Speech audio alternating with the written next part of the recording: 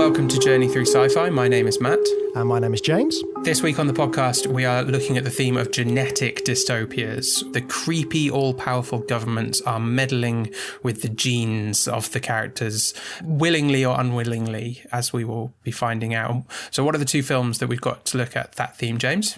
So this week we are looking at Gattaca from 1997, written and directed by Andrew Niccol. And we're also going to be taking a look at Never Let Me Go from 2010, directed by Mark Romanek. And also the screenplay is done by Alex Garland, which is quite interesting. Very good to get Alex Garland back as a topic of conversation on the podcast. And joining us to discuss those two films is Dr. Allen Stroud. So without further ado, should we get Alan in, James? Sounds like a plan to me. Welcome to the podcast, lecturer, author of Fearless, Resilience, and the chair of the British Science Fiction Association, Dr. Allen Stroud. How are you doing, Dr. Allen? I always like people introducing me as Dr. Allen Stroud. It makes me smile, makes me giggle. Any option when you have any forms that anybody asks you to fill in, and you look down, you go, yeah, I worked bloody hard. Definitely. And you've taken a bit of a break from marking today because your day job as a lecturer has been keeping you busy, from what we understand. Yeah. I mean, this time of year we kind of wind down a little bit, so the teaching's a little bit less.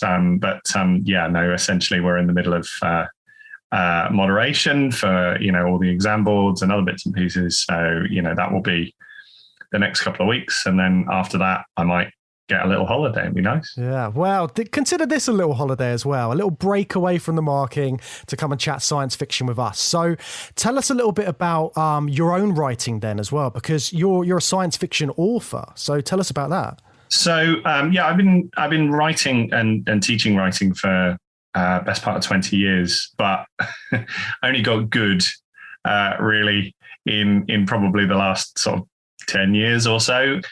Like every person who's sort of imaginative and creative, you kind of think you might have a book in you. And I left university in 1999 thinking I don't know what I want to do with my life.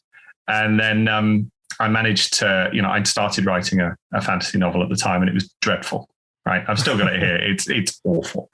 But I did improve a little bit, in terms of what I was doing. And then started university teaching in 2003, and was very fortunate to be teaching a writing module on science fiction and fantasy. I took it over perfect. Absolutely perfect. Yeah. I took it over from a lovely friend who I know now as who's Dr. Andrew Butler, who he's the chair of the Clark Award judging panel. So he's amazing. we still occasionally chuck an email to each other. And then this computer game called Elite Dangerous was on Kickstarter. And I was looking for this, and I was like, oh, wow, this is what I used to play when I was a kid. And my partner had gone off to a works dinner, and this thing was counting down, to finish at midnight.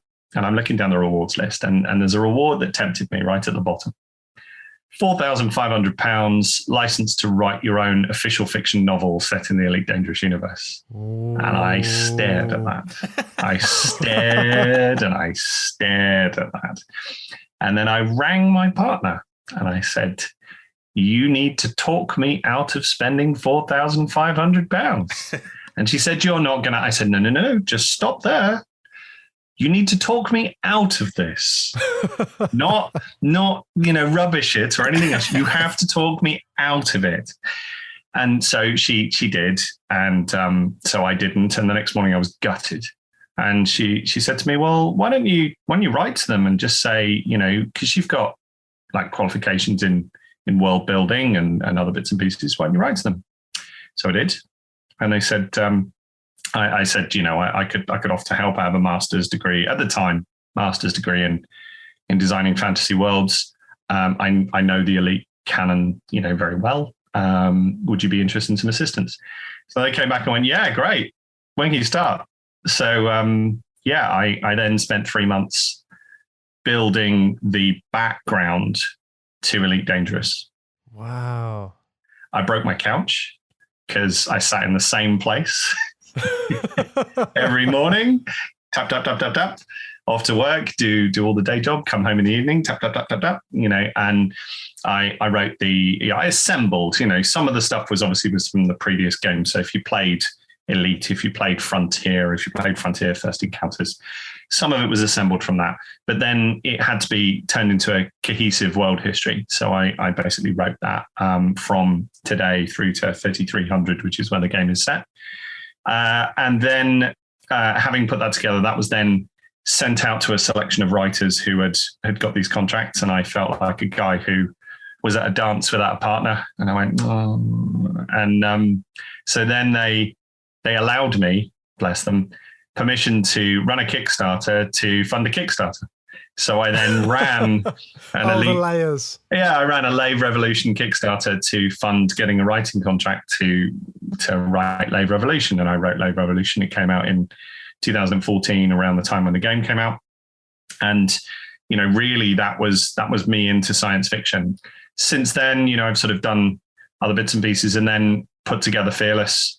And for our listeners, sort of what is sort of Fearless about? And like you put out a new book as well recently, haven't you? Resilience is the latest book you've got out. Sort of like what kind of stuff do you write about? And what kind of science fiction stuff are you interested in? Well, the main theme of this particular series is the representation of disability in space. My partner is disabled, and one of the things that I've looked at over the years is the way in which characters are portrayed within a science fiction environment.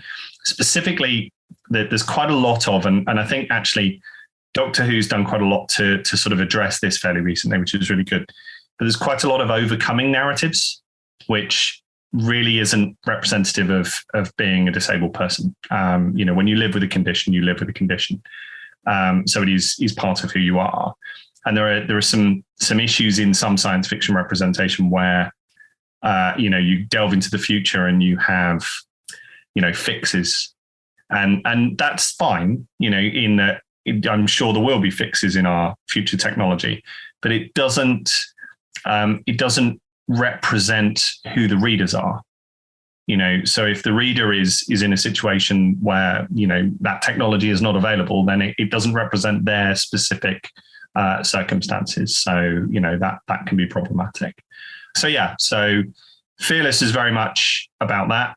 The main character was born with no legs and lives in zero gravity. Now, you may have seen, I don't know if you did, there was a lot of press around last year, NASA doing one of their parabolic flights and taking disabled passengers up just to see what it would be like. And they were surprised.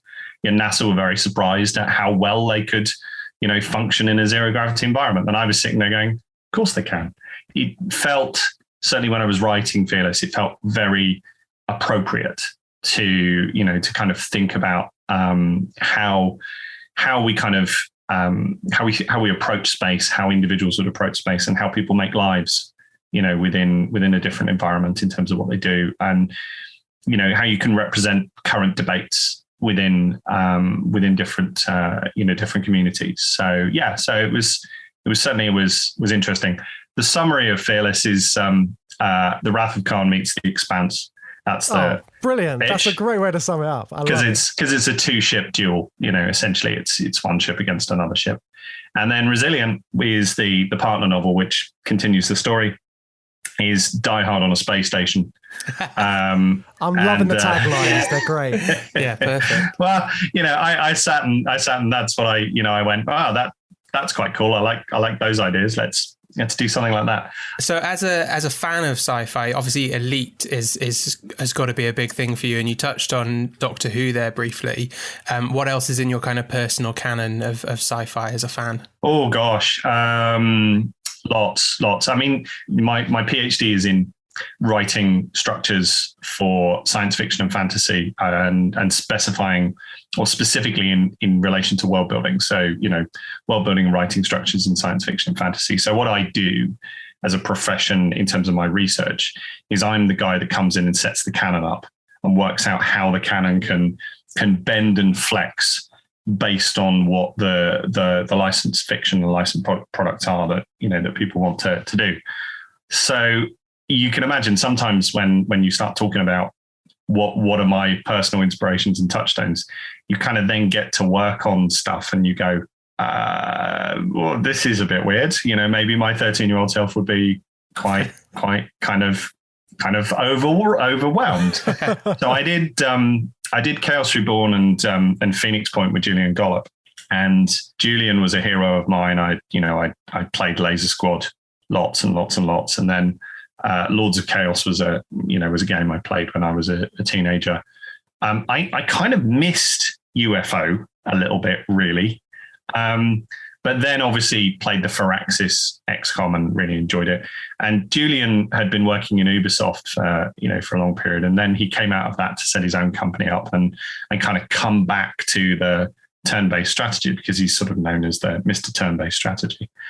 And so I got to work with Julian for about 3 years. So again, working with, I'd worked with David Braben, and I'd worked with Julian Gollop. So, working with your heroes. It's great because it seems like everything you've managed to do, sort of like with your PhD, with your lecturing, everything's kind of fed into your love of science fiction as well. And also like you're getting to sort of live out those childhood dreams by working with some of your idols. So it's great. It's pretty cool. And you kind of, you have to kind of pinch yourself and remember you're still on a ladder and you're still climbing and you're still doing things, but actually you've also got to spend a bit of time. And it's quite nice, just to chat about it now. You have to spend a bit of time and look around and go, what, that's actually pretty good. I quite like that. No, definitely. And it's interesting sort of you talking about your book Fearless as well, because I think a lot of the sort of themes and stuff you're talking about that are happening in that book are going to be sort of very much in tune with Gattaca when we discuss that a little bit later. But you're also chair of the British Science Fiction Association. So tell our listeners a little bit about the British Science Fiction Association and sort of like what you guys do. Well, we're the oldest science fiction association in the world, apparently, according to one of the previous chairs the other week. He was invited in to present the awards, which we did at EasterCon. And 1958, we were established. Brian Aldiss was our cool. first sort of luminary. And then, it subsequently passed through different iterations. At the moment, the current president is Pat Cadigan, and the vice president's Tade Thompson. So, and then there's me, and I do all the work. They're obviously, and they're the people at the top. They're the people at the top. So I mean, what we do, our mission is to, is further science fiction and its allied arts within the UK and beyond. We run sort of different bits and pieces in what we do. We do publications. So Vector has been running for years, which is a critical publication. We do Focus, which is our publication on how to write and how to write science fiction specifically. We've just started doing something called Fission, which is our fiction publication. See that nice little play on words, fantastic. And we review a lot of the latest releases, which is, it's good. And our members get, a selection of publications every quarter, and we run a newsletter of what's going on. But we also do the British Science Fiction Association Awards, which are for best novel, best short, best non-fiction, best artist, best young readers fiction. And those are, they're nationally recognized. Our sort of move at the moment is to try and support underrepresented groups within SF. So we did some work on supporting the nominees for the NOMOs, which is the African Science Fiction Awards. We basically supported them attending Worldcon in the last year. So and we've done some interview work with them, and a variety of different initiatives to sort of diversify the interest. Specifically in science fiction in the UK. Yeah, I think that's such an interesting thing to be looking at as well, and an important thing to be looking at, sort of like underrepresented voices in science fiction, because in this podcast we cover a lot of films, but we don't necessarily see like a sort of like a wide variety of people being represented in those films. So it's always good to see that like there are organizations out there really sort of pushing for that as well. It might come up in a minute. Fantastic. Well, with that, shall we begin talking about our first film today, Gattaca? In the not too distant future, Our DNA will determine everything about us. A minute drop of blood, saliva, or a single hair determines where you can work, who you should marry, what you're capable of achieving. Alan, when we sent you over a list of possible episodes to come on the show, you were really keen to talk about Gattaca. Why is this such a big film for you? Well, it was quite a seminal film for me, watching it as a university lecturer very early on as a university lecturer, because I felt that actually it was something I could critique that allied together one or two of the different areas that I have interest in. Obviously science fiction, but also a very human story with, the cinematography is pretty gorgeous.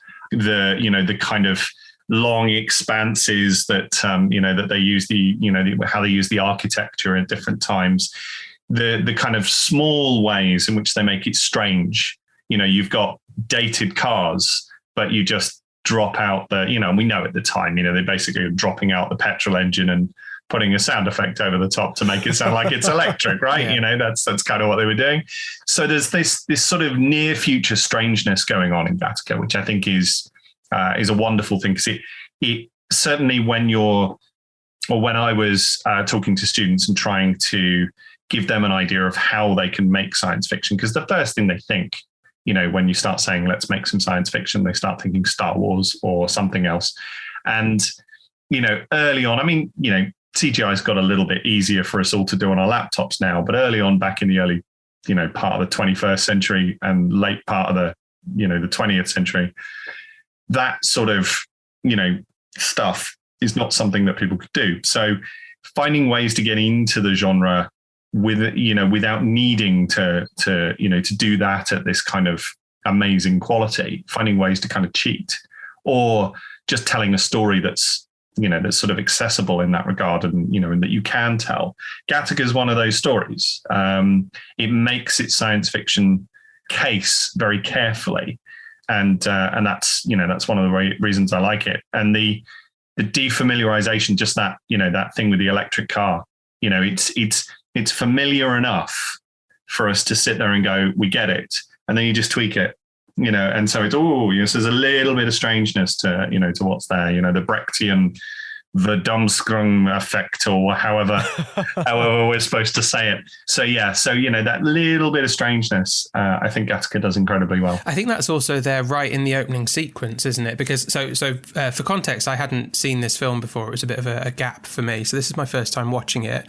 But even in that opening sequence where Vincent is meticulously preparing himself and scrubbing himself, but we don't even see that at first. It starts with these extreme close-ups. It's that unfamiliarity, and then you're slowly realizing, it's a bit of hair. That was a fingernail, I think, that fell and stuff like that. But it's a very strange ritual that he's going through, isn't it? And I think it's that similar sense of familiar but unfamiliar right from the get-go to set that tone. Yeah, that disassociated culture, the culture that we know, but at the same time we don't know. The values of these people are clearly different to ours. I mean, we should mention, and make it clear at this stage, it's very white.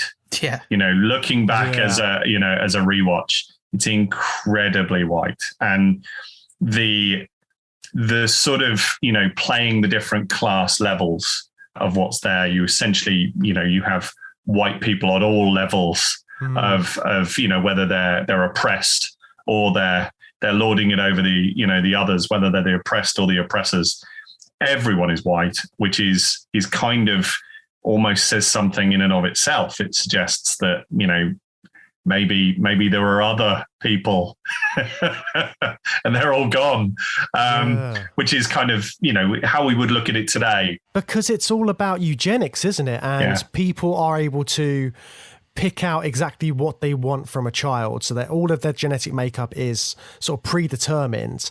And of course, this is something which I didn't fully think about. But yeah, of course, you're right.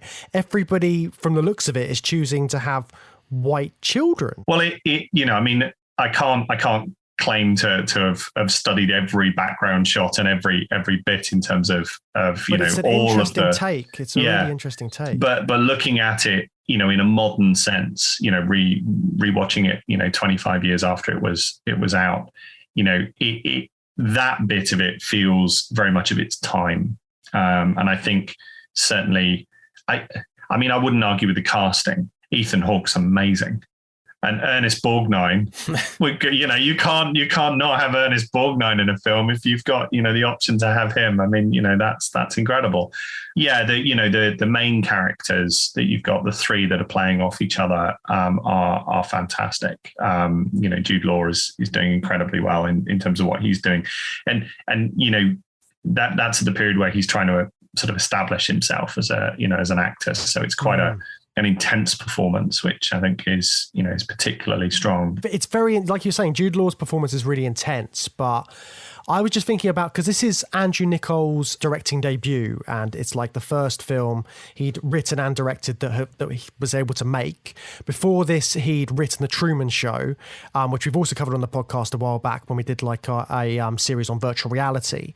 And I think Andrew Niccol's really interested in kind of science fiction themes and using them to tell really interesting stories. Because if you look at The Truman Show, if you look at Simone, which he did as well with Al Pacino, and In Time as well, like they've all kind of got they're near future settings, but they've got something that makes them a little bit off, and then he's able to tell really interesting things with them. What do you guys think about sort of Andrew Niccol's sort of way of telling his stories? I mean, for me, like I said, because this was the first time I was watching it, and we watched Simone for our virtual reality series. My strongest feeling was that I was watching Andrew Niccol's films in the wrong order. Like, because this, I thought this was actually quite reminiscent of Simone in style and tone, a lot less wacky. Tonally, that's a wacky film, but visually quite similar. Yeah, it is, but visually quite similar. But this one is so much better and so much more interesting than Simone, and this coming out so close to The Truman Show, and him having both of those films under his belt at that time, like he seems like he was a real powerhouse of interesting ideas in the late 90s. So yeah, I was glad to finally see this film, because I know a lot of people are crazy about it. It's a cult classic, and not even a cult classic, just a classic. It's one of the things that you note, certainly with directors of perhaps at this time, and maybe some modern directors have attempted it too, is that if they can master slow rather than fast, then if you can let a film have moments of slow pace and still retain your audience in terms of what's there, then you're doing well. Would it be made today? I don't know.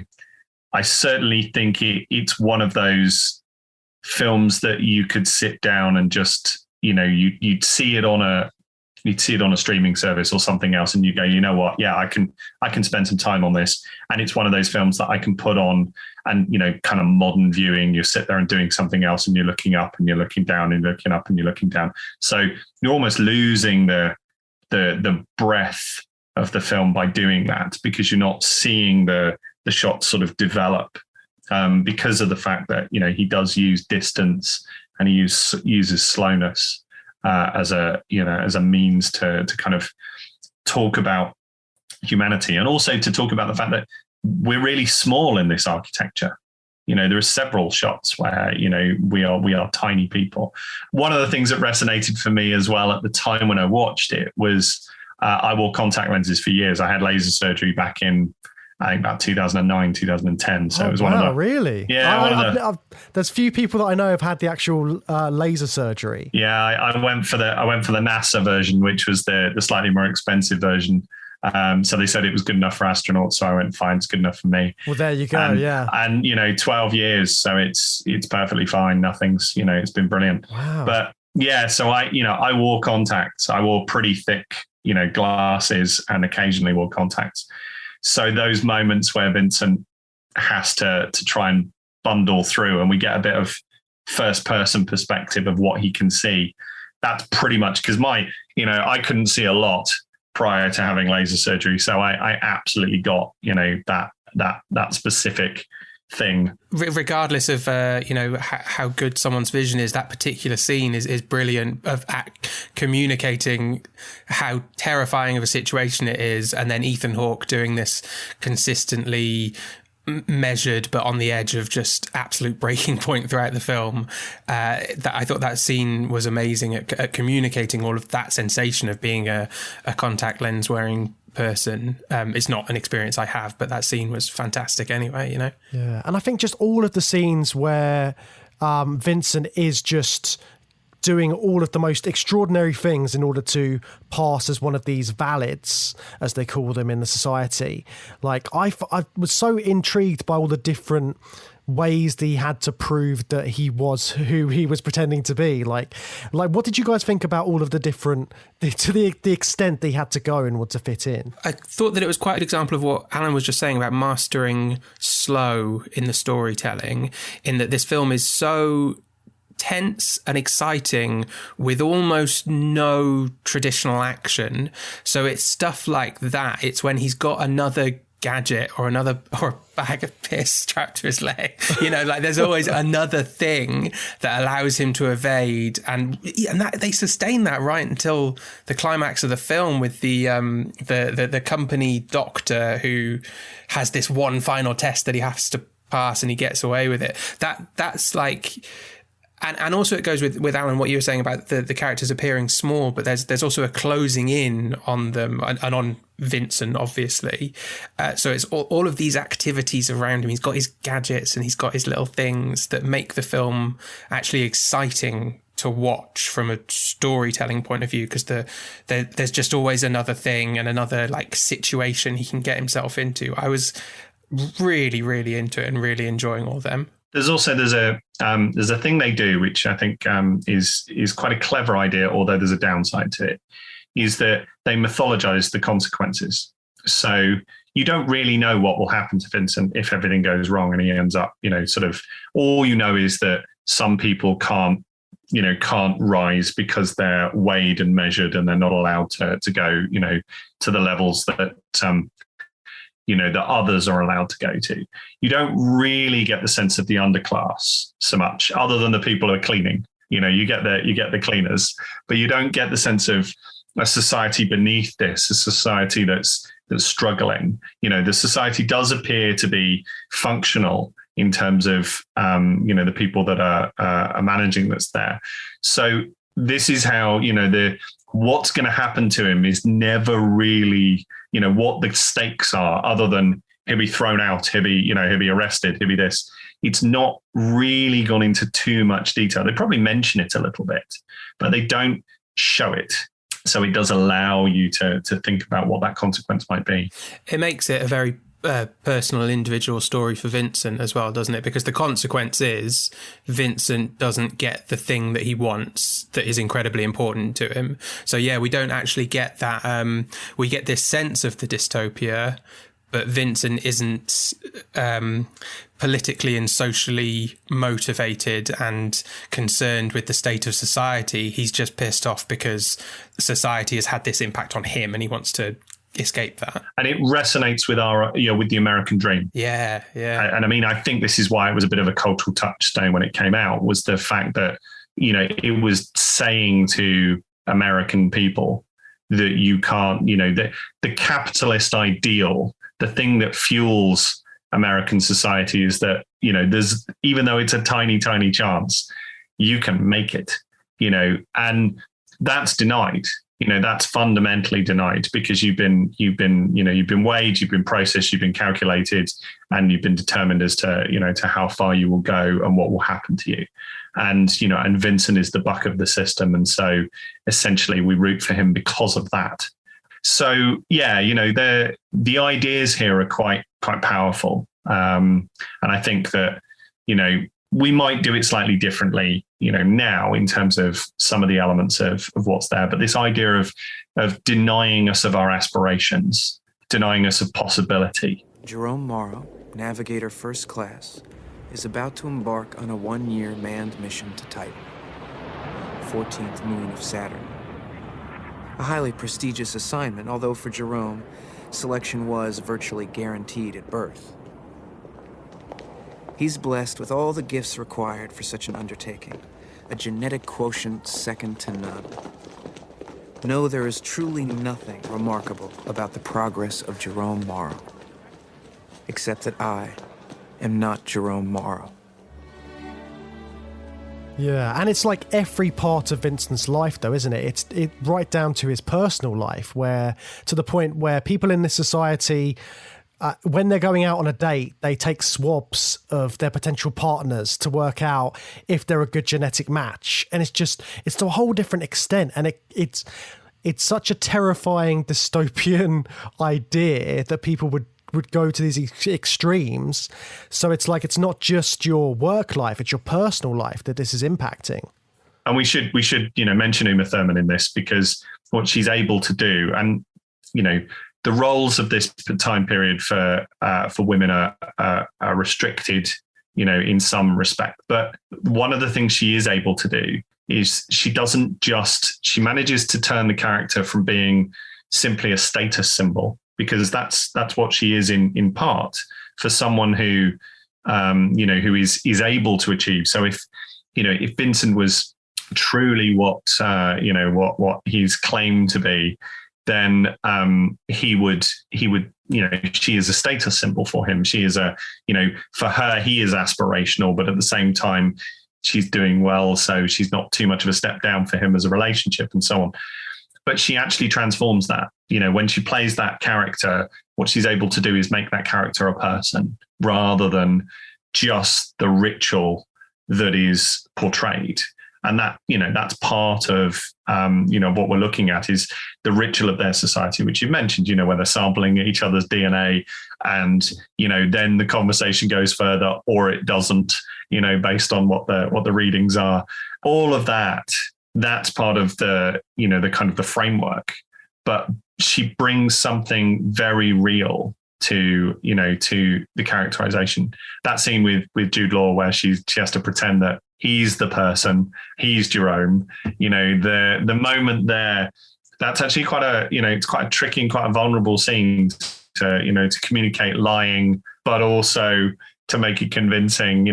That's quite hard for anyone to do. And and pretending that you don't know this person at all, but you do know this person and you really like them, and everything else in terms of, and Jude Law just being so intense, is obviously was something you've got to play off as an actor as well. You can't just be intense with them. You've got to, there's a real humanity from her character. And like you were saying, the casting's really important as well, because you've got Uma Thurman, who is this tall, blonde, high-achieving woman in this film, and then you've got Jerome, played by Jude Law, who's chiseled, he's like handsome. So it's like you've got these people which are movie stars, but they're also supposed to be genetically superior. I think there's definitely very careful elements going on there. I saw him in Moon Knight the other day. Goodness me, that's a bit of a difference. Watch those back to back, and Ethan Hawke. You watch the difference there. Oh yeah, man, he's gone through a few changes, especially his character in Moon Knight. Yeah. And so his character in this, though, he's so he is supposed to be this genetically superior character, but because he didn't win a gold medal in his swimming competition. He came second. It's kind of dramatically affected his life. And there's something to be said about how much pressure the society is putting on these people, which are supposed to be genetically superior, to achieve. And when they don't, the sort of psychological effects that has on them, because I think Jerome is a fascinating character to demonstrate that in this dystopian world. You've got two sides of that. Obviously there is perhaps the period of time is still fascinated with, when this was coming out, it was still fascinated with the high achiever, in that regard, and sort of examining the high achiever in different ways.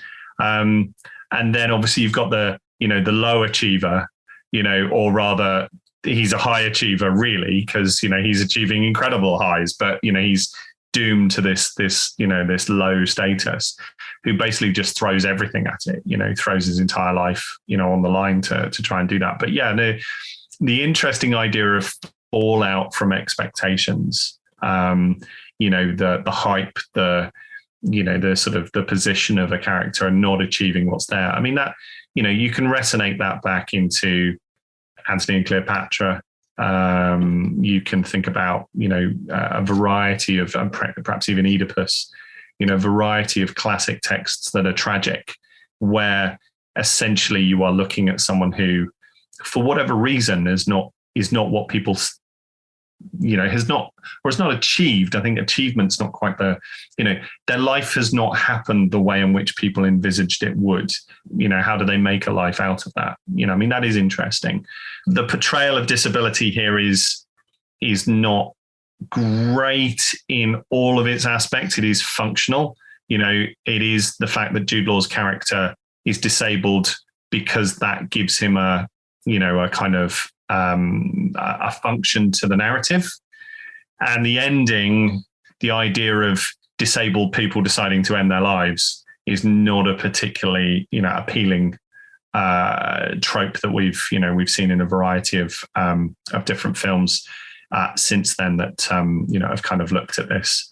People find value in who they are, no matter what their circumstances and situation. And I'm not a person who's going to judge anyone based on the circumstances that life deals them. So I think there are some problems with with some of the aspects of how they structured this. While Eugene supplied me with a new identity, I paid the rent and kept him in the style to which he'd become accustomed.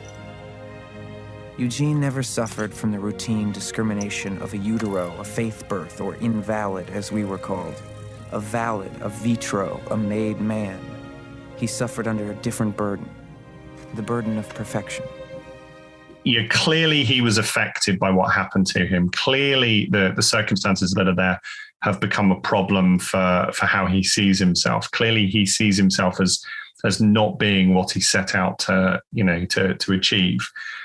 But I would be more comfortable with the film if he found some other sense of identity by the end of the film. It's the resolution that's rather than the fact that he's ceasing to function, essentially, because he's no longer required. And the suggestion is he only stuck around because he kind of liked this guy, and he kind of liked the attention that this got him, and he felt needed. Yeah, to be honest, I wasn't even, when I watched it, I wasn't entirely sure why he was killing himself. It seemed a little bit out of the blue, because we do have these other characters do go on this journey. You said people find value in themselves, in their circumstances, and that is Vincent's narrative, and it's Irene's narrative as well, to a lesser extent, because she's not as big of a character. She doesn't get as much development, but that is where she gets to, I think, at the end of the film. So it actually does feel a bit out of the blue when Eugene decides to just incinerate himself, whereas I thought that they had sort of all gone on a bit of a journey together, and they were all finding their value in life. But it's this dystopian world that they live in that I think makes it difficult to find value, because Eugene Jerome has grown up being told he's a perfect genetic gold medal swimmer. He's born to be it, and then receiving a silver medal, penetrates this narrative that he's been brought up presumably to believe is his entire existence. It's romanticized slightly at the end as well, which is a bit problematic. There's kind of oh, bless, and this is a guy committing suicide because he can't think of any reason to live. At the time, when I watched this, to begin with, it wasn't something in any way that I dwelt on. I just, caught up in the war between the brothers, caught up in the kind of the sense of trying to get into space to achieve this wonderful relationship with this wonderful woman. I mean, goodness, we can't knock the fact, it's Uma Thurman in the 1990s. There is no greater aspiration within this decade in that kind of objectified sense. There is certainly an out of character trophy element to what's there. And, when you watch that as a young man, you kind of look at that and go, well, sure, I'm identifying with this. I'm caught up with this. And then, you start to pick it apart a little later. And, I don't want to sour it for you guys. No, it's interesting. These are really interesting points, because they're all things you should think about when you watch the film and sort of like when you revisit it. And I was just thinking back to your previous point, Alan, at the beginning of the chat, when you were talking about there's no real sense of repercussions if you can't match up to this society.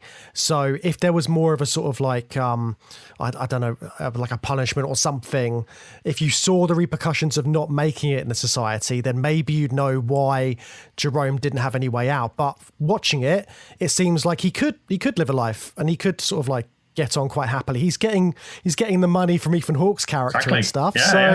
He could just carry on living.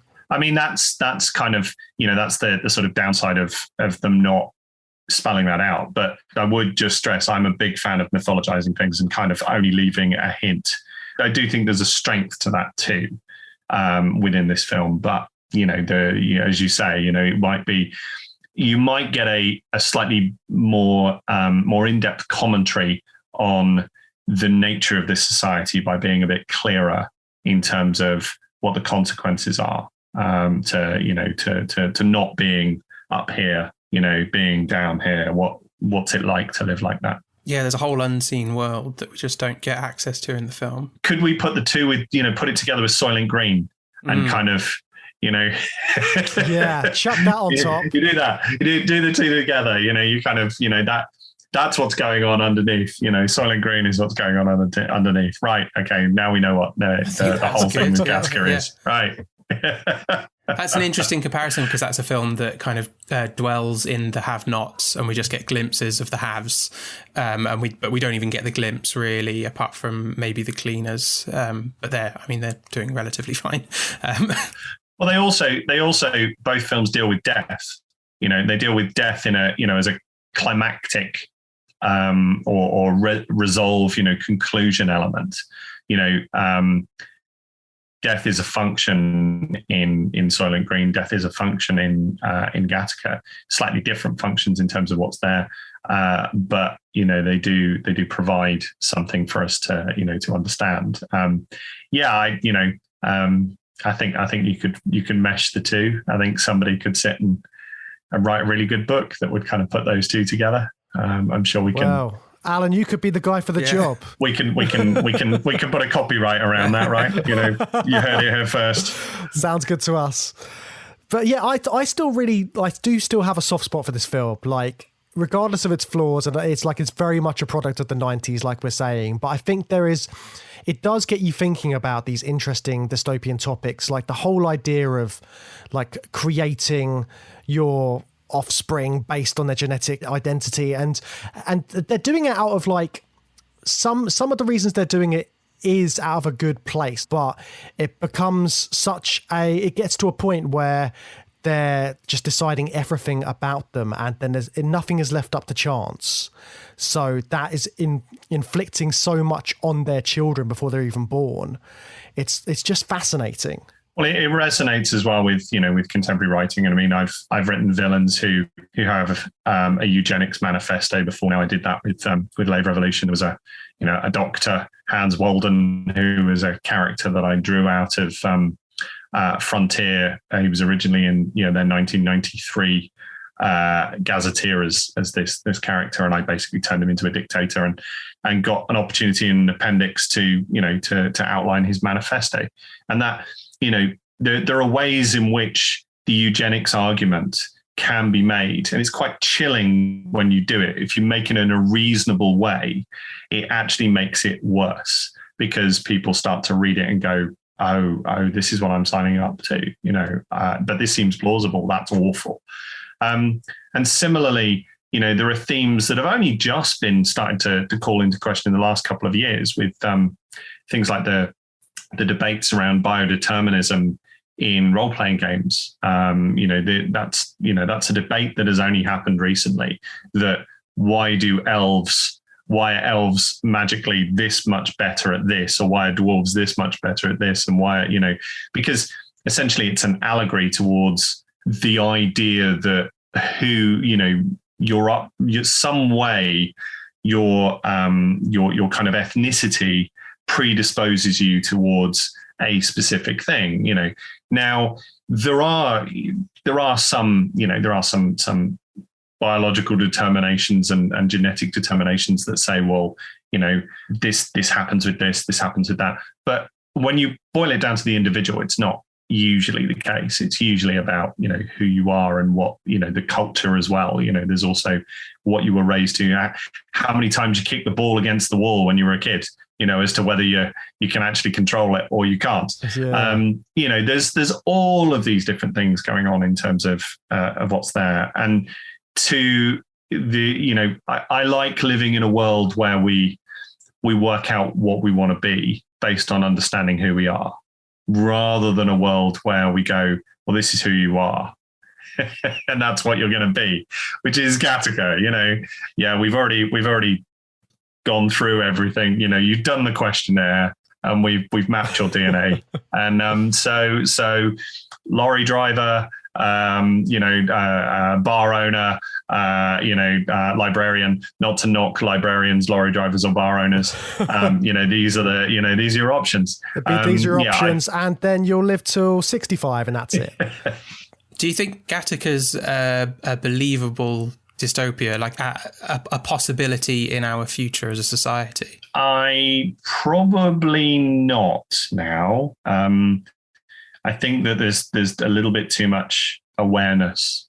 I think certainly, there are other debates that, I think the debate's moved on a little bit in terms of what's sort of being said here.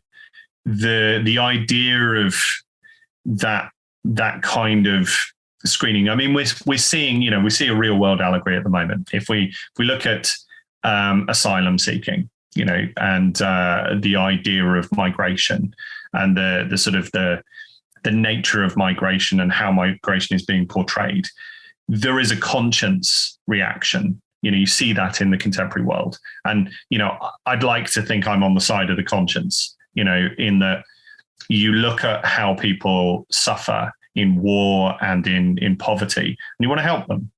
And actually, there is a second side to that. There is also the side of saying, well, I live a privileged life. How much of my privileged life am I prepared to give up? And actually, I had this conversation with my mum actually a little while ago, where she was saying, it's so terrible. What can I do? What can I do? I feel so guilty. And actually, I don't think that's necessarily what's needed. The guilt isn't what's needed. What's needed is is help and being generous when you have the opportunity to be generous, and acknowledging your privilege. I definitely acknowledge mine. In circumstances where I have opportunities, some of those opportunities are because of the context that I live in. So I think that's important to accept. So yeah. So to go back to your point in terms of is it our future?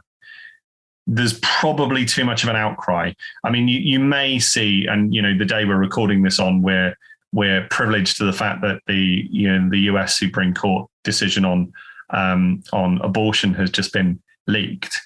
You will see a conscience reaction. I don't know whether that conscience reaction will be enough to change that. It will be interesting to see. But that is the nature of our society.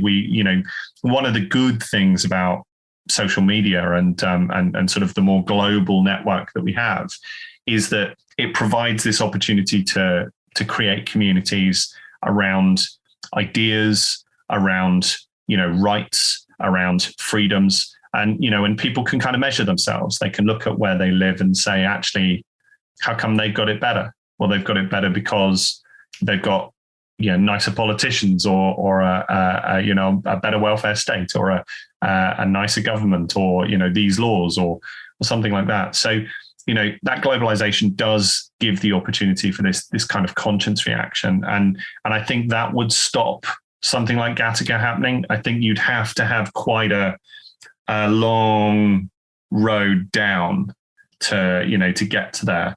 Whereas if you look at The Handmaid's Tale, you know, you can almost see the rungs, which is quite frightening. That's really interesting, because I wonder to what extent films like Gattaca can help establish that kind of cultural conscience reaction, to have like a big movie that sparks these kind of debates in 1997, and then maybe we move slightly past the designer baby cultural conversation.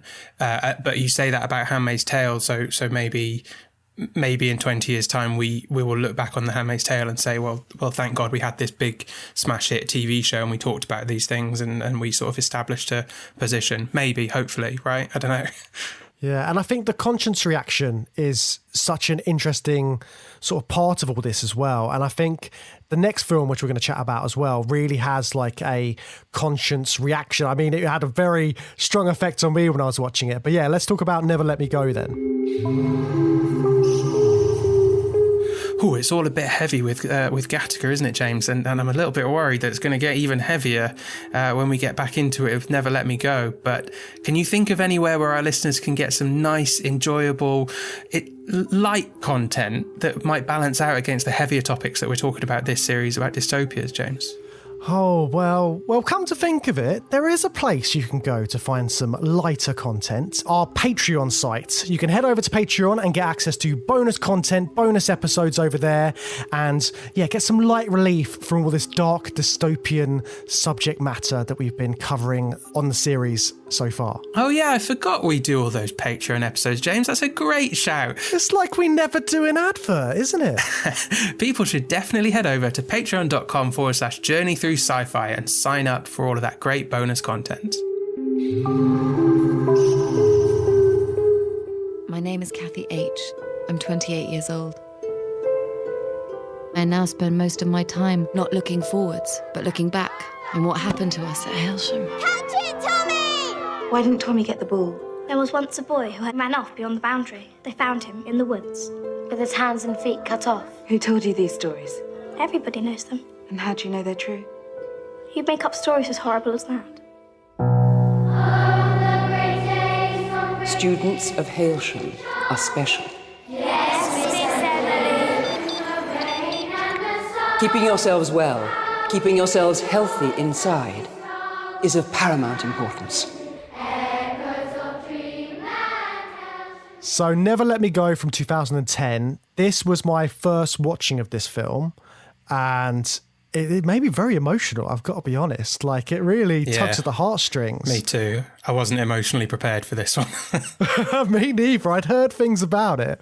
But what about you, Alan? Had you heard about the emotional? I'd seen it. I saw it, I think about 2011, actually. I think it was when I first saw it. It's lovely to go back to and see Andrew Garfield and to realise what a tremendous actor Andrew Garfield is, you know. And Carey Mulligan as well. Like, yeah, just seeing what they've done since, it's astonishing, isn't it? Yeah, very much so. I mean, you know, at this period, maybe a year or two before, a year or two after, I think certainly during the production, Keira Knightley had, you know, was a huge star. Yeah. You know, and so, you know, so she's almost a bit of a kind of an asset, as it were, already a global asset, you know, to this film, but very different in terms of, you know, the cinematography. You've got a lot more, you know, there are some shots where you're looking at windswept England, but it doesn't look anything like the kind of clean lines and brutalism of Gattaca. Yeah. You've got, you know, this, you know, down in with these people in terms of what they're up to. So, yeah. But it's interesting that in comparison to Gattaca and what we were saying about Soylent Green as well, this is a dystopian setting where we just see one side of the dystopia, really. We're with the have-nots in this example. And we don't really see a lot of the rest of the society, much like Gattaca, where a lot of it is held off screen. We just see this incredibly personal, character-driven experience of a dystopia. So I was interested in the similarities there, that we just see it through the personal impact on the characters rather than the global socio-political aspects of the dystopian society. But that projects it, doesn't it, though? By going personal, yeah, absolutely. What you actually do is you get the kind of political agenda. Certainly in the scene where, they take the artwork to the woman and they say, oh, but we love each other, and you're going to read our souls and tell us that, that we deserve a deferral. And they lay it out, in terms of we were asking a question that no one, or we were providing an answer that no one was asking the question for. Hailsham was the last place to consider the ethics of donation. We used your art to show what you were capable of, to show that donor children are all but human. But we were providing an answer to a question no one was asking. If you ask people to return to darkness, the days of lung cancer, breast cancer, motor neuron disease, they'll simply say no. Now, the debate here, and this is again, I think it's shifted a little forwards. And it's certainly something I've written about, actually, Fearless and Resilient have some of these themes in them. The debate here is around what is humanity and what is a clone, and is a clone a human? And here what they're trying to suggest is that people have depersonalized anything that is not born a certain way, not raised a certain way, not natural, people have already created this depersonalized sense of what they are. And, and that's coming out of, so some of the discussions around stem cell research at the time. It's coming out of, the ideas of creating an ethical line with cloning research. What is a human clone? And one of the sort of ramifications of some of the ethical decisions that were made by research scientists around the idea of you can't grow a human. You can't have a full human clone. One of the kind of ramifications of that in a kind of Derrida kind of reading, Jacques Derrida, who's a post-structuralist. He had a big thing about athletes and drugs and the idea of clean.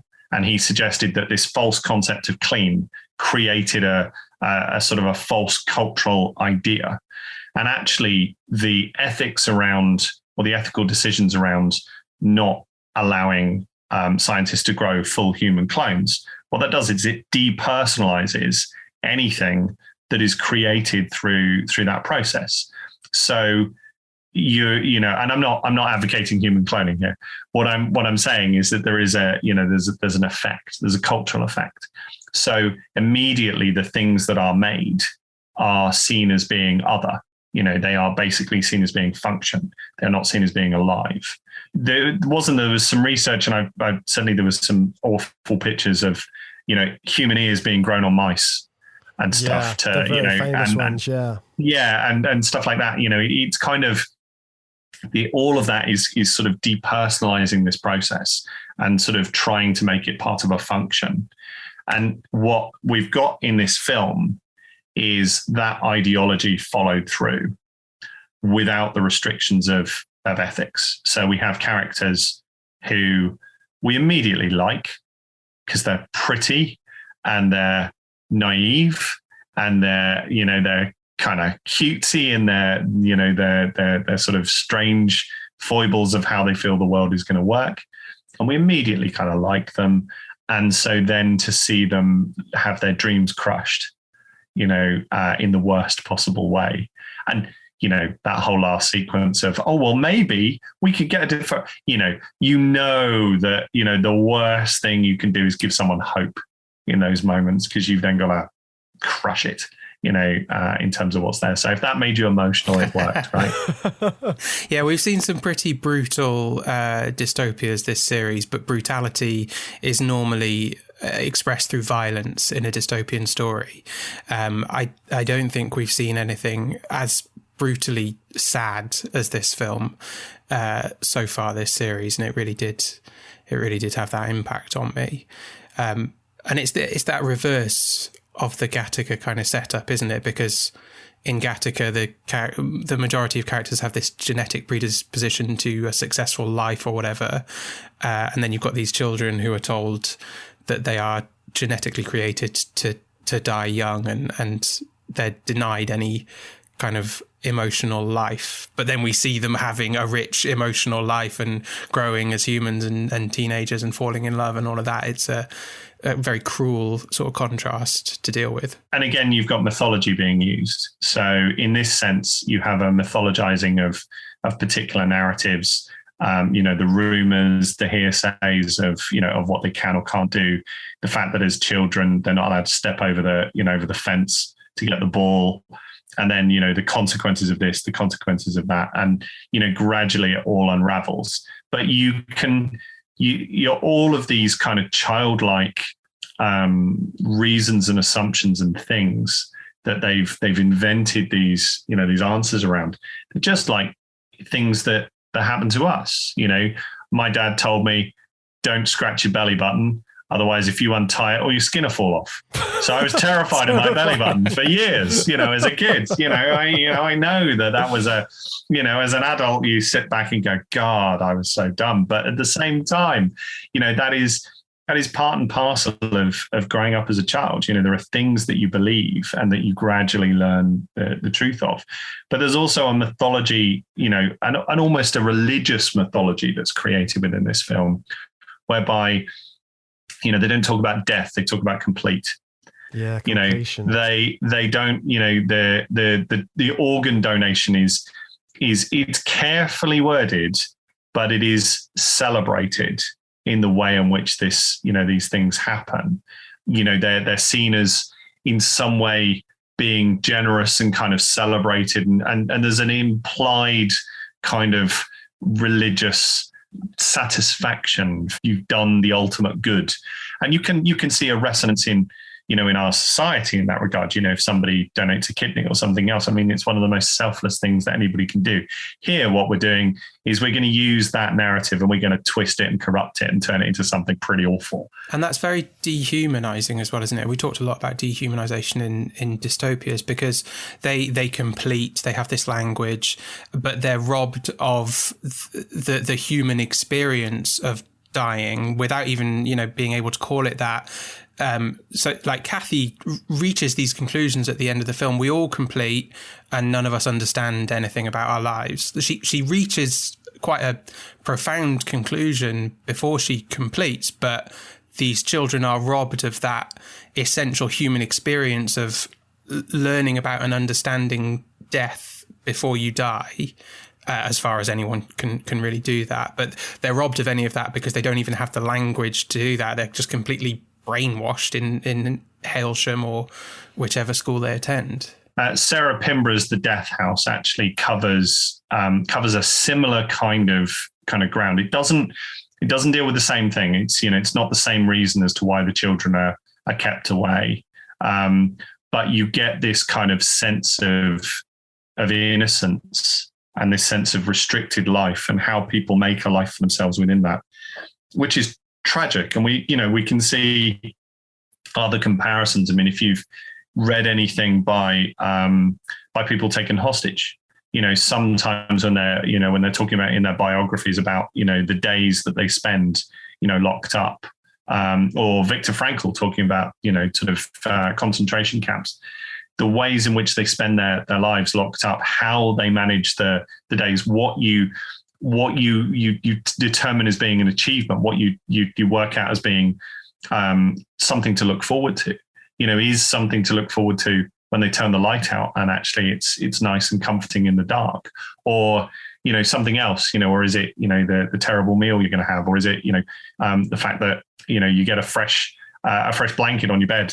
I don't know, whatever the sort of the small victories are, as soon as you get a story that brings the world down into its parameters. And, this doesn't quite, to start with, it brings it down to a location, but then later, obviously they go out and they go to other places, but the walls are almost worse because they're walls you can't see. We know the walls are there. But in that regard, by the fact that, you've got that there, they start to take pleasure in the little things that they can have. And, it's maybe the wrong word to use, but there is a patheticness to that pleasure. And that actually is part of what makes us feel such sympathy for them, because we look at it and go, well, look at what you've got, and you're happy. Wow, what have I got to be sorry about, or something like that. That is the way in which some of the the parameters of this work. Yeah, because they're so indoctrinated into this way of thinking, aren't they? And it's like you're saying, it's the little things that they end up doing that give them so much happiness. Like they've got the kind of like almost boot fair kind of thing where they get loads of toys, but they're all broken toys, and like Kathy gets a tape, which is like the one good thing. And they also have like lessons where they're learning how to order a cup of tea or a coffee, or what you would do if you were in a cafe, things which they would never really do in the lives that they're given. And even just the elation they have when they go to that diner and get breakfast, and they get like sausage, egg and chips, and they're like, wow, this is amazing, and we're here, and this is we're in the real world. It's just, that is the sort of outside looking in, the sort of pathetic moments which sort of tug at your heartstrings, because they're so important to them. And they, that cafe moment's hilarious in one sense, because it's a bit of a Chekhov's gun, isn't it? Because we've set it all up in the beginning with the the acting, and then later on we get the the payoff, and they all order the same thing because they can't, they're so starstruck. But then as they relax, it's they're acting, and this is testament to the actors, because the camera's quite far off. The five of them are just chatting. It's the best day of their lives, until they then switch it into the slightly serious. We've heard this rumor that that there's a chance of deferral, and this is how blah blah blah blah blah. Obviously that's part of the plot mechanic of that scene, but just that moment there where they they have that kind of bubbly moment together. It makes you sit and go, what am I worrying about? Exactly how much experience have you guys had with the outside? Quite a lot. We haven't. We did a lot of role-playing exercises at Halsham. They don't count. Okay, well, don't feel scared, okay? There's nothing to it. I'll get sausage, egg and chips. Sausage and chips, please. Yes, sausage, egg and chips. Sausage, egg, chips, me too, please. And it's the way they're treated as well. Like the waitress, it treats them just like any other young teenagers. Yet later on, you see the surgeons, and like when Ruth passes away, they just sort of like, they don't really care. They just like switch off the machine, and there's like, it's very sort of cold. A lot of it feels very cold in their reactions. Once they know someone is a donor, there's a switch in people. I was wondering about that, because I particularly noticed that with the surgeon's treatment of Tommy. As soon as the anaesthetic kicks in, he is immediately treated like a bag of meat, and I sort of had that reaction. But then I was wondering, like, well, I actually don't know how surgeons handle a body. As soon as the anaesthetic kicks in, that might just be how a surgeon deals with you, because that's their job, right? Nightmares if you've got an operation scheduled, right? You're like, no. I think Never Let Me Go does make it feel quite personal, though, in the things like we were talking about, like when they're in the cafe and they're just having a nice time, that everything visually has the look and feel of just very relatable young experiences, like going on like a road trip to the next town over to go shopping, or kissing someone, having your first kiss at school, stuff like that. That's all very relatable. But then there's this other stuff bubbling in the background that you get sucked in with that personal stuff, don't you? And then you have to like realize the rest of it. But very relatable in a British context, obviously in an international context. I don't know, I wouldn't know if the sort of windswept, hills of the Dales or wherever they're setting their little villages. I don't know whether that, is as relatable. It's, we've got this kind of glowering grey sky for the majority of the film. Would that have the same effect elsewhere? It's interesting when you examine that environmental aspect of it. Some ways in which directors use environments transcend that. They transcend where they are.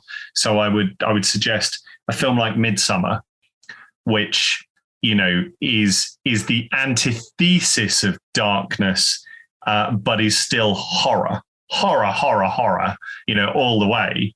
It's using the brightness to actually create something oppressive in terms of what it's doing. And it that brightness mythologizes the location, the place, and that kind of nature of the personal doesn't matter to that film. Whereas here, that intimate relationship that you're saying with the landscape, with the environment, with the moments that they have, with the simple lives that they're living, is crucial to the story that that we have here. And again, we should say it is a very white film, but in some respects, there's almost a reason for that is immediately given to you, because our main characters are clones or genetic matches for other characters who are off screen, who are going to be the recipients of their organs. And that the nature of that kind of society is horrific, but it is also, we can see it a bit more viscerally within this. We don't necessarily see ethnicity as being something that's been ignored almost completely in terms of the way in which it works. Yeah, and I think it's also like the settings are quite interesting as well, just in terms of the time periods, because it's an alternate history story, basically, isn't it? It's set in 1952 to start off with, and we go through the years as these children grow into adults. And I think there's something very interesting about that as well. And like you were saying, it's very British. Everything feels like you could be watching like almost like a period piece or something at points. I mean, you've got this big expansive house, and everything is very open, and like you're saying, the landscapes are open, they're big, and it's quite different to a lot of dystopias, because what we usually get in a dystopian sort of like science fiction film is quite close spaces and like big built up cities. And a lot of dystopian sort of fiction, at least we've come across, has that kind of thing. And then there's kind of the breaking out, which is the big expansive world outside. But these guys are kind of outcast, aren't they? But there's such a big wide world out there, but they can't explore it. And I think there's something very interesting about that setting itself. I mean, I don't think Ishiguro would describe it as SF. Yeah, he's on record as kind of being a little bit not wanting his work to be described as genre based, which I think Ursula Le Guin called him out on, if I remember rightly. But it is what it is. I mean, you're almost suggesting, and I think you're right in this regard, the flip of what I was suggesting, which is actually something, I'm totally happy to concede, in that, yes, Matt was sort of saying that these things resonate because we're seeing this context, and actually they resonate in a different way in an international sense, because we're exporting Britishness, aren't we? We're exporting an imagery, So if we go back to that idea of the idyllic, school, Narnian, Enid Blyton upbringing, that's kind of nostalgically peddled. If we go back to red telephone boxes and all the other trappings of that kind of iconography of Britain, if there is certainly, it's not too obvious, because I think if it was too obvious, it would be a pastiche and it would kind of lose the seriousness of the story. But you've almost got that kind of childlike moment, and then we've got a pivot towards something like Kess or Gregory's Girl, or or something like that, which is kind of quite a kind of stark environment that we're looking at with where these people live, and it's quite a we've got small shops, we've got small places, we've got people eking out a living. Nobody's rich, everybody's kind of just getting on.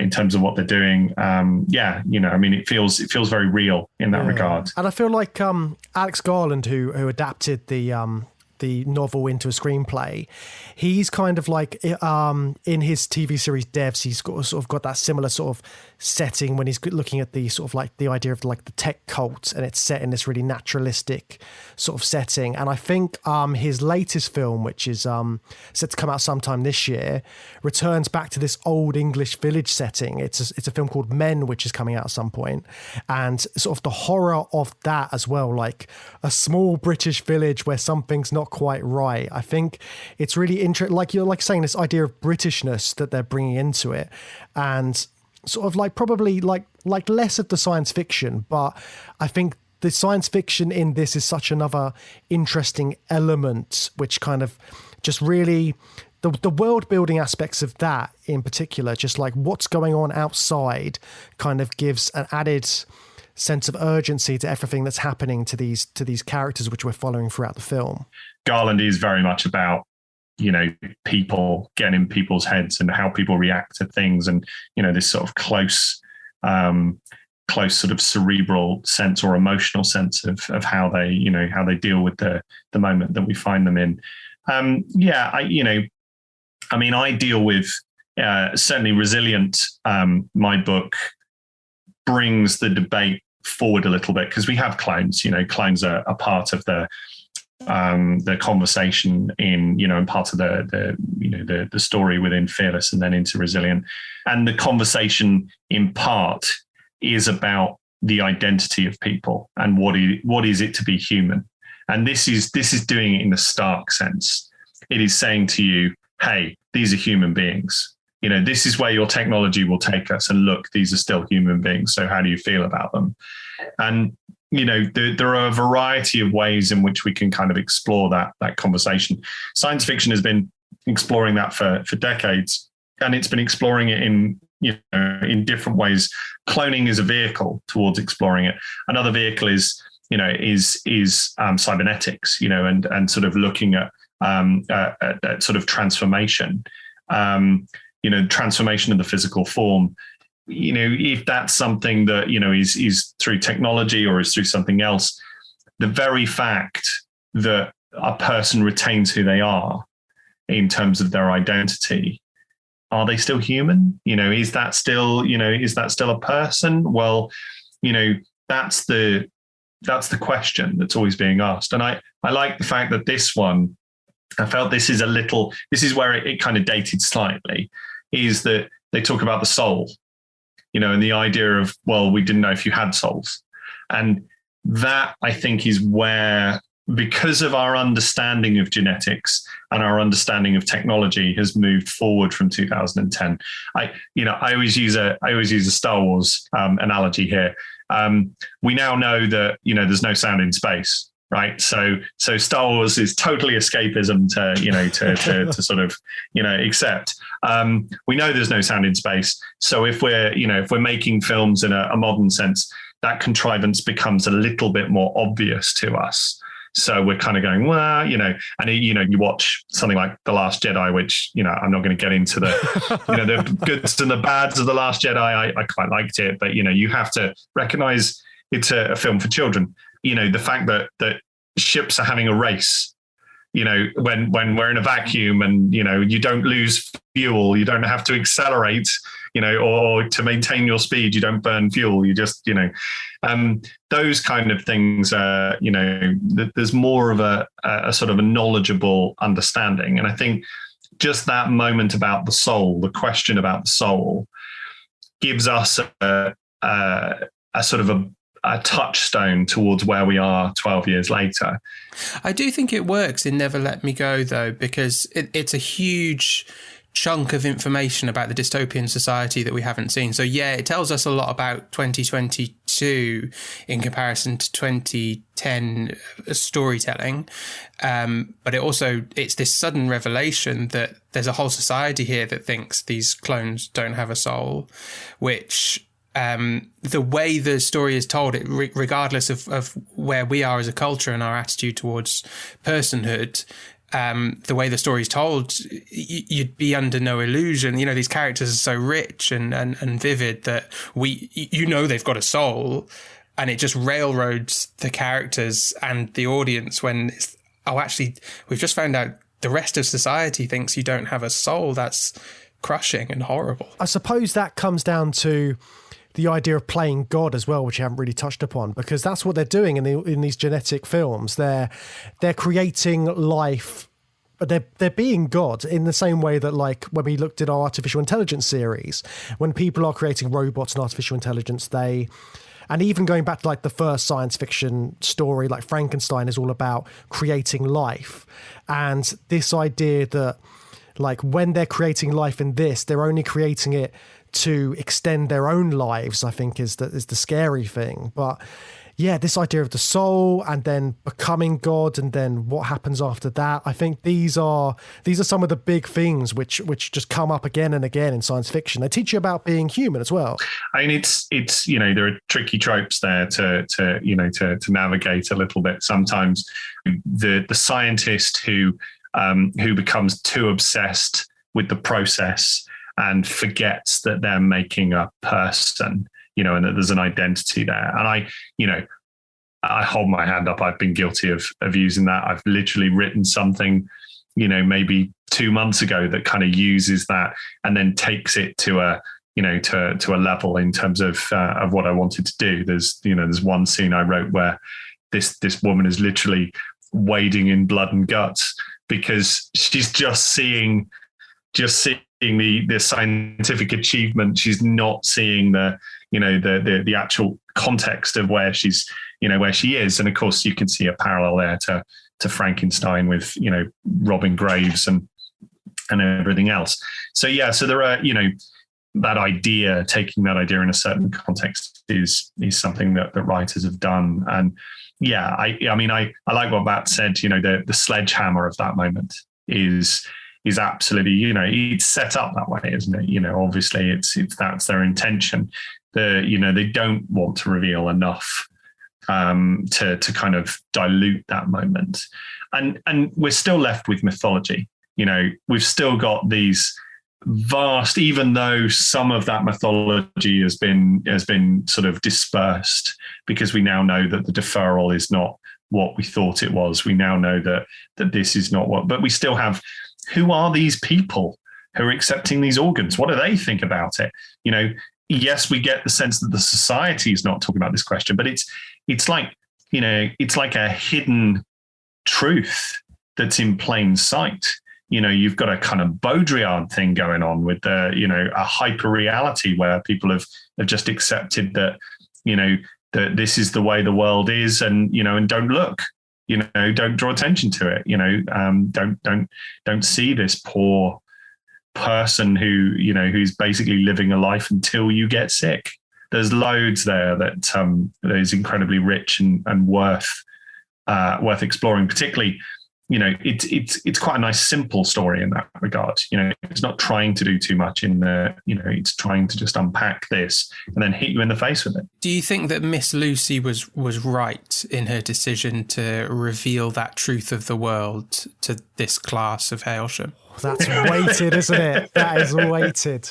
What would you do if you knew that, that there was something you needed to tell children? Is Santa Claus harmless? Is the tooth fairy harmless? Maybe we could kind of, those things are okay. But, if there's something that you knew was a truth of the world and you're dealing with 8-year-olds, 9-year-olds, and you've got to tell them about it. It's an incredibly difficult moment. I expect that there are people out in Ukraine right now who are having to deal with those moments.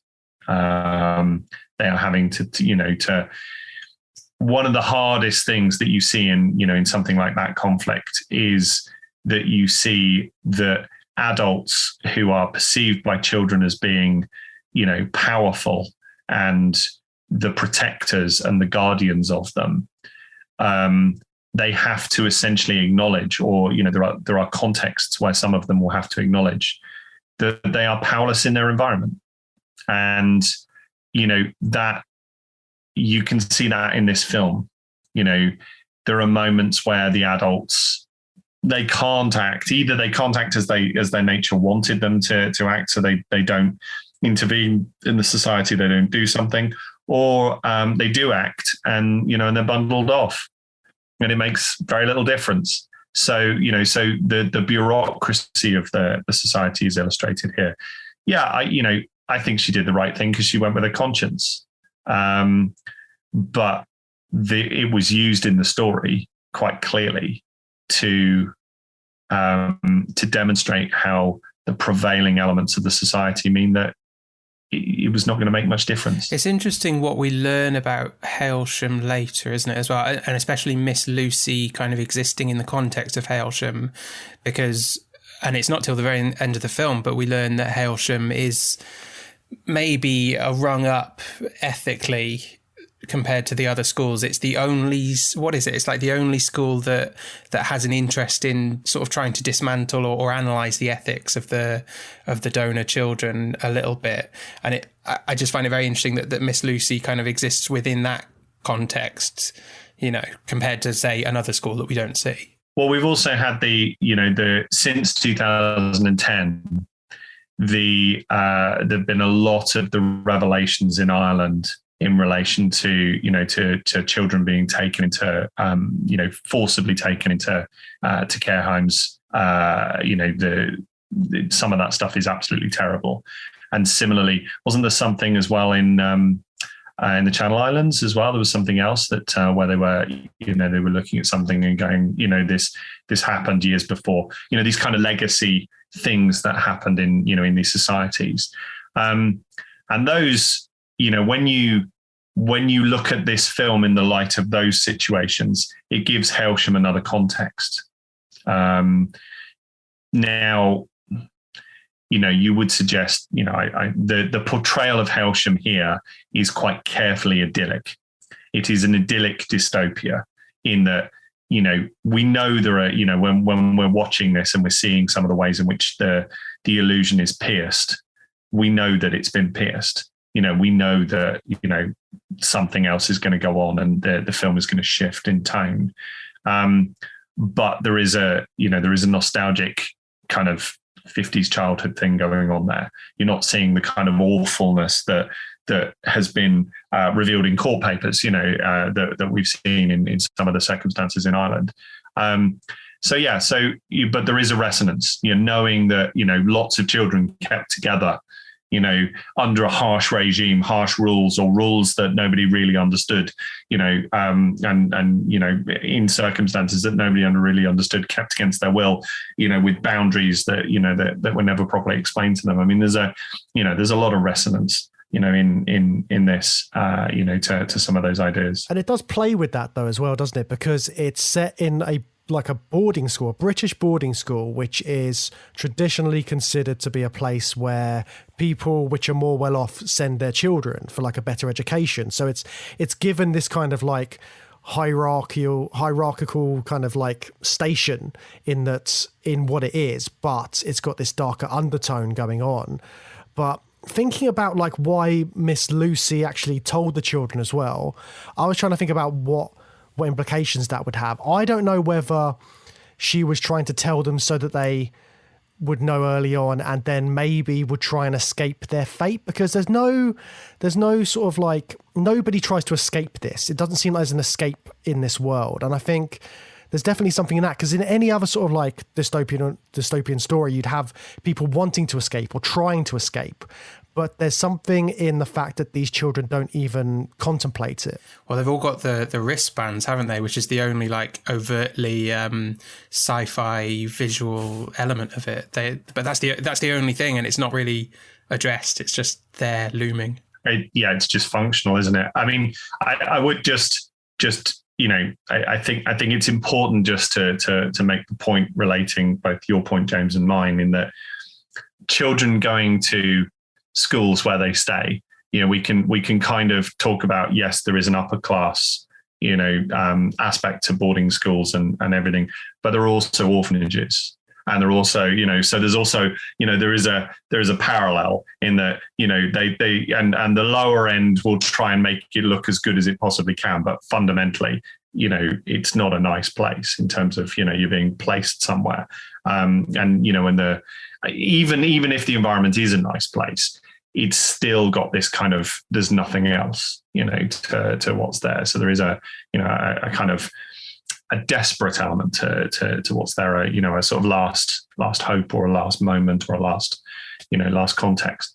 So you've almost got upper class and lower class society, mirroring each other in terms of what they do.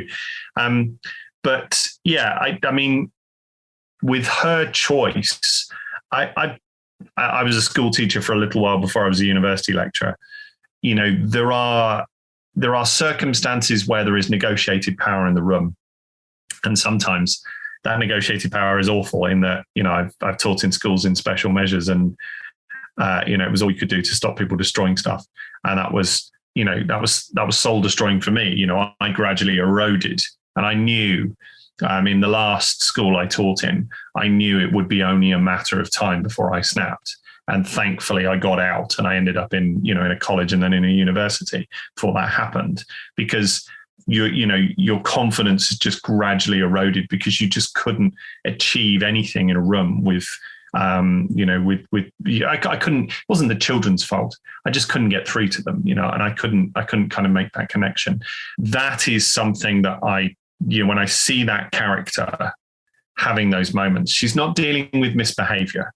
Not really, they're not particularly unruly kids because this world is not particularly unruly. The context that they're in is very rigid in terms of its rules, but she feels so sorry for them.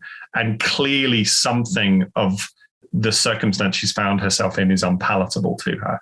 And I think that revelation's not for them. That revelation's for her.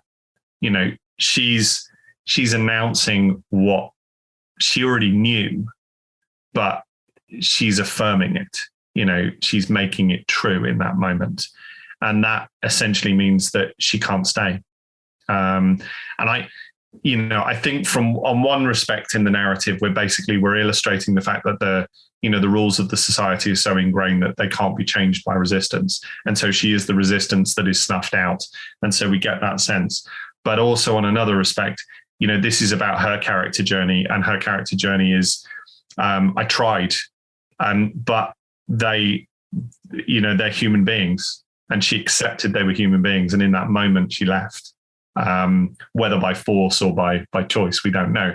But, she left, she couldn't handle it. It might've been interesting to kind of come back to her, But I mean, so much of the film is based around that sort of like the main characters and their love triangle and their friendships and seeing them more as humans. So I think that's probably why you can't linger on a character like Miss Lucy too much, but she is fascinating to see. But just, I think this film really gets you because of the naivety and the innocence around these characters. And even though they sort of like, they have disagreements and upsets within their sort of like triangle, their love triangle, it's interesting seeing how they develop, and then that really makes the ending of the film so much more poignant when you've seen them live a life and you've seen them go through all these things.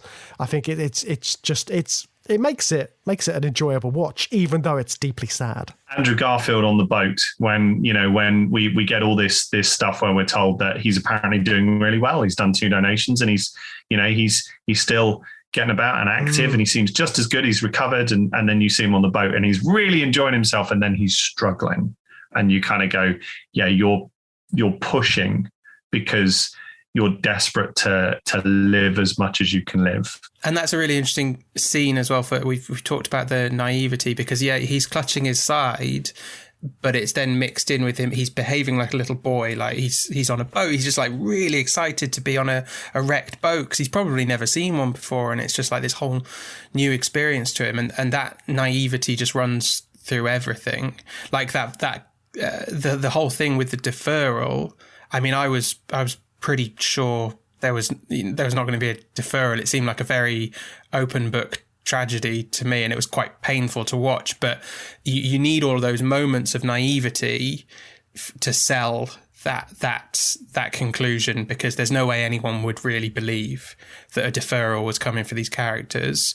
But they're so pure and innocent and naive, and they are just children with no experience of the world. There's a good comparison to make actually to Minority Report. You've got in Minority Report, you've got the precogs who are kind of treated as, as non-human people. And then gradually the plot makes us regard them as humans, and we start to see them.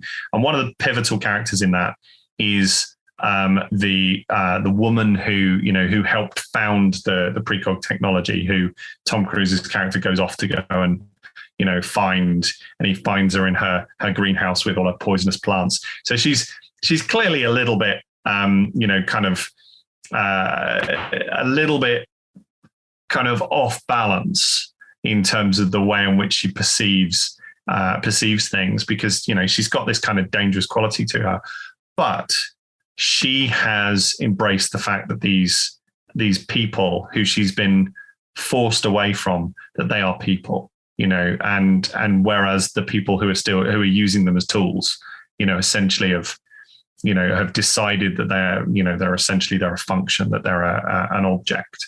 And so, we've got that parallel between her and the teacher. There is that parallel there. And in Minority Report, we revisit her, we come to her, and she's used as this plot point to then kind of turn the story more towards this humanity. In Never Let Me Go, we don't need that. Our main characters, everything that they do tells us just how kind of naive, cute, and lovely they are. But I would still say that Kathy, when she takes on her role as a carer, she does kind of become a bit numb to it all as well. And you do see, she does. Like, she's sort of like just going through the motions. And even though you see her like giving, there's one donut that she sees, and she gives like an apple or an orange or something, and she's like trying to be caring and get her through it. But at the same time, you see her with the documents, and she's just sort of like, yeah, do you want me to sign the form? And it's this kind of like, she is the most sort of worldly one amongst them by the end, but at the same time, she's become a bit more like the other people in the society in the way that she responds to the donors as well, which I thought was quite interesting. But that final monologue, she's still broken. There's a lovely quote in, it's often quoted, the Chronicles of Thomas Covenant. What do you do to hurt someone the most? You give them back something that's broken. And so what she got back is her friends, and they were broken. And they then properly broke, because they both died. And that made it, worse. So, I mean, I think she would, still treasure those moments that she had with them, though. I don't think she'd swap those. But she, what you were saying, we can kind of see a connection between the sort of professional distance that people in the medical profession have to have. Because if they care too much, then, when things go badly, then, it becomes very, very difficult for them to continue to function as the people who have to function in those moments, in the crises. And she's got that, she's got that kind of professional distance, but it's never, to me, it was never not care. She's a deeply emotional character. She's a deeply empathetic character who, she reads people in terms of their emotions. She's intuitive. She's not, the fact that she didn't reveal what she was doing with the magazines, it kind of, she didn't explain herself because she didn't, she'd rationalized something to herself and she didn't feel the need to explain it. it wasn't a secret. She was just getting on with doing it, I think she's fascinating in that regard. And I think certainly the breakage of her at the end is crucial to our message, because she is such a not understated is probably the wrong way of putting it, but such a quiet character that then gradually, because she lets Andrew do Andrew's character do the talking, Andrew Garfield's character do the talking in the deferral moment. She lets, some of the others do the talking at different times, but she's the one we're following. And I think it's interesting looking at Kathy and then Vincent in Gattaca, because like Vincent's able to escape this sort of like the societal pressures by literally escaping the planet. That's how he gets out of this dystopian world. Whereas there is no escape for Kathy, and the only escape that she has is kind of like the acceptance of what her life's going to be. And there's something very, very bleak but very touching about that. And I think it's interesting seeing both of those characters and these two genetic dystopias and just sort of where they both lead when sort of like these things come into play in science fiction. It's just so sad though, because like she has that sort of option for escape, which is what Miss Lucy gives the children, which is an explanation of their future, suggesting that go and live as rich a life as possible in the little time you have available. So it kind of sets this up as an option of escape. But then we have all the foibles of interpersonal drama in the love triangle that prevents Kathy from having years of a loving relationship with Tommy. So it's just that compounding of sadness upon sadness. But it's a sort of uniquely sci-fi dystopia sadness compounded with relatable human interpersonal drama sadness that just absolutely knocked me for six. And you can kind of, you can immediately, as you say, it's relatable. You can immediately, set your own context there. I kind of thought about, I grew up in a small town. You believe for a period of time in your life that, pretty much all the opportunities are what are around you in that small town.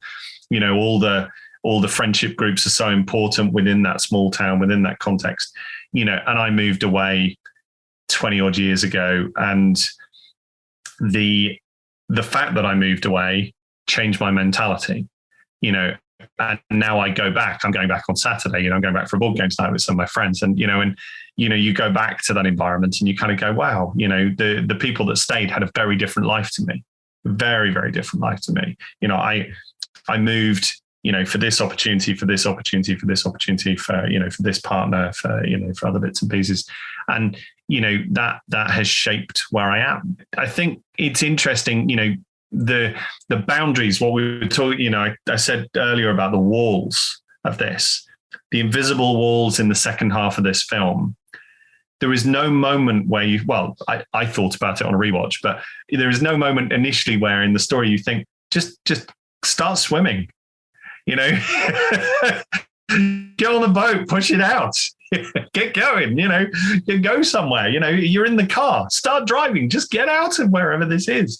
And, they don't, they're culturally ingrained to this, that this is going to be the life that they lead. And perhaps that's part of their naivety, or perhaps it's part of the nature of that environment. At least Vincent got in the water and swam, right? Yeah, I think that's a really nice note to end on as well, because like with yourself, you sort of like left your small town and then you've become a sci-fi writer. You've pursued your passions, and sort of like all of this great stuff has come from that. And like, if you were living in a dystopian world, then maybe that wouldn't have happened. But luckily, touch wood, we're not in a dystopia yet. No offense to my friends that stayed in their small hometown. No, we're not saying they're small towns are dystopian world. They obviously have great lives. Exactly. I'm exactly. And you sort of like, you live your life and you have the good moments, and you don't have to become a donor at a specific age. Or not able to get your dream job because of a genetic certificate. We're all going to make it to Titan. Yeah. I'm holding out. As long as I've got 2 or 3 people to give me some organs, in time. Alan, it's been an absolute pleasure having you on the podcast. Thank you so much for coming on. Thank you very much for having me. I hope it's been helpful, and I've enjoyed it. 2 great films. Where can people find you and your work online, Alan? Variety of places. So you can find the BSFA at bsfa.co.uk. Very easy to get hold of them. You can find me at allenstroud.com. Just you've got to spell Allen Stroud right. So ALLEN STROUD. But you can usually find my website, my other bits and pieces. And Resilient and Fearless are both out at the moment in all relevant online shopping retail places. And there's more to come from them over the next few months. So, it should be exciting. Brilliant. Check out Alan's work then. So, Dr. Allen Stroud, thank you very much for joining us. Thanks once again to Dr. Allen Stroud for joining us on the podcast this week. What a pleasure to have Alan on the show. Yeah, fantastic conversation with Alan. Really enjoyed that. Yeah, lots of deep discussions about genetic dystopias in today's episode. It got deeper than I thought it was going to get, but I think lots of interesting stuff came up. So, yeah, a couple of great films to chat about this week. But next week, we're chatting about another great dystopian film. What's the film we're talking about next week, Matt? Proper modern classic, transcending classic dystopias, a classic film. I love this film. We're looking at Children of Men from 2006. Yes, a massive, massive film with a tiny budget. Yeah. What more is there to ask for from film? I love that. I don't want to get ahead of myself because we're going to talk about it next time. But yeah, I'm just really excited to watch it again. Really excited to talk about it. I'm really excited to talk to our guest next week, friend of the show, Rihanna Dillon is joining us. Yes, we'll be joined by Rihanna next episode to chat about Children of Men. So I'm very much looking forward to that. Will it be a happier dystopia? Well, we can only hope. And that is the theme that we're going to try and talk about next week and see if we can find some real hope in a dystopia and if Children of Men can offer that. Listeners, we're trying really hard to find some hope in these dystopias. But if you want to find something else, if you want to find us online, we are on all the social media sites. We're on Twitter, we're on Facebook, we're on Instagram. If you look up @Through Sci-Fi or @Through Sci-Fi Pod, you'll be able to find us. We've also got a website. We're all over the place.